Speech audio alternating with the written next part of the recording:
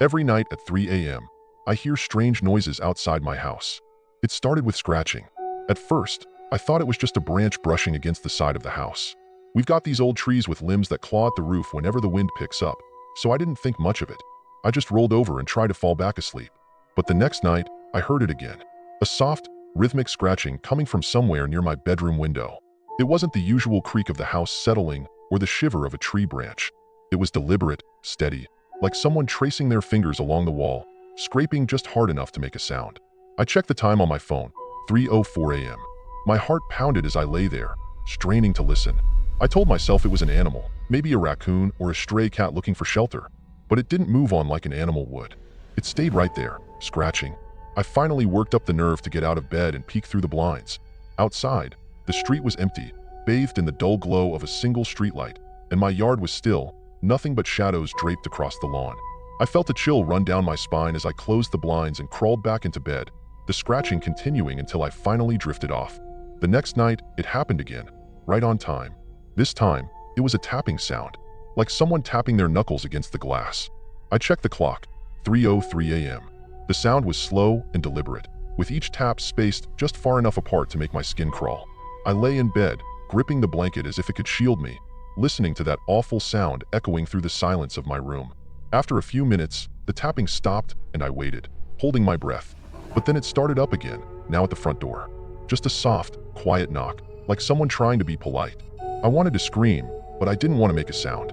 I was terrified that whoever, or whatever, was outside would hear me. After a week of this, I was exhausted. Every night at precisely 3 a.m., I'd wake up to some strange noise, scratching, tapping, knocking, even whispering one night, a faint murmuring that I couldn't quite make out. I'd gotten to the point where I dreaded going to bed, knowing that at 3 a.m., it would start again. One night, after another hour of restless sleep, I decided enough was enough.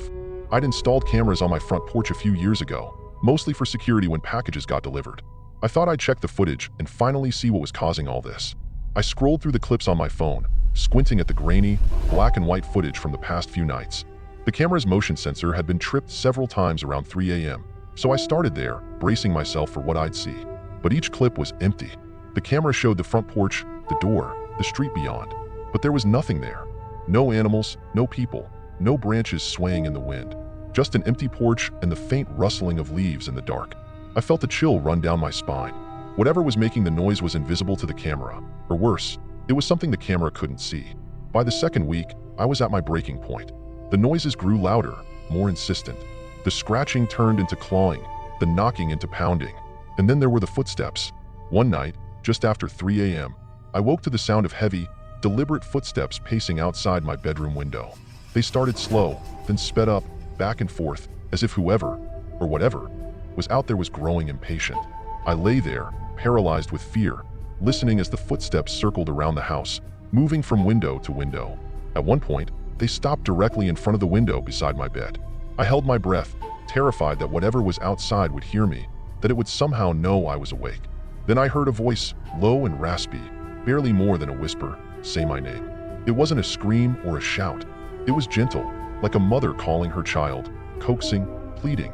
I clenched my eyes shut, my heart racing as the voice repeated my name, softer each time, until it faded into silence. The next day, I didn't go to work. I couldn't focus, couldn't think. I was exhausted, terrified, a prisoner in my own home. I spent the day researching anything I could find about ghosts, spirits, demons, anything that might explain what was happening. I stumbled across a story about a phenomenon called the witching hour, a time between 3 a.m. and 4 a.m. when the boundary between the living and the dead was said to be the thinnest. Spirits, restless souls, entities of all kinds were believed to roam freely during this hour. That night, I armed myself with whatever I thought might help. I drew a salt circle around my bed, said a prayer I'd found online, and kept a flashlight within reach. I was determined to face whatever was coming. When the clock struck 3 a.m., I was wide awake, every nerve on edge. For a few minutes, nothing happened. I started to wonder if the salt or the prayer had worked. Then I heard it, a scraping, this time much closer, like it was coming from inside the walls. The sound moved along the baseboards, scraping slowly, methodically, as if something was trying to claw its way out. The scratching grew louder, joined by a faint, muffled whispering.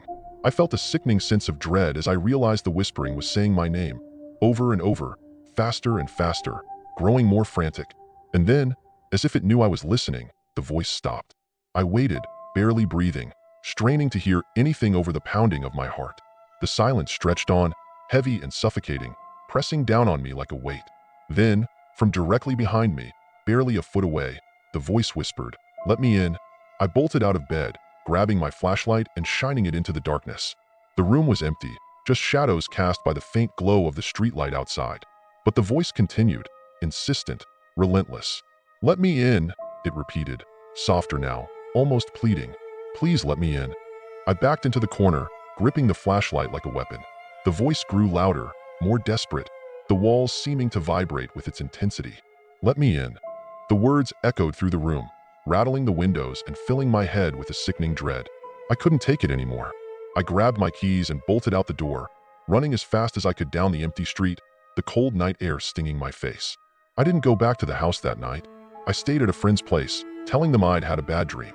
They didn't ask questions, just let me sleep on their couch.